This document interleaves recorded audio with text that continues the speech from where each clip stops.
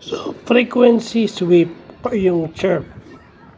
So, ito daw yung linya, ito daw yung rapid modulated intentional rapid modulation in a signal's frequency over time. So, ito ay parang ngipin ng isang lagari o sawtooth. Linear siya ng ngipin ng lagari. So, ibang tawag sa frequency bit, chirp. Yan. So, bakit natin napag-aralan ito? Dahil ito ay isa sa component ng frequency modulated continuous wave radar. Ayan.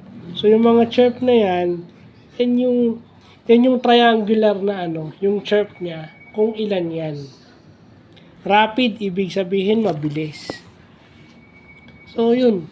Mga ECE, Electronics Communications, Electronics Engineer. Yan naman nakakaalam yan sa mga gumagamit ng radar. Yan yung mga familiar dyan, yung mga nasa marine transport, nasa air traffic control, yan.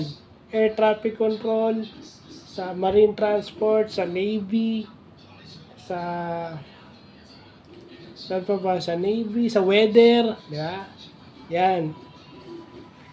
Basta lahat ng gumagamit ng radar, yan. Kasama yung frequency sweep na yan. So, maganda't na pag-aaralan natin.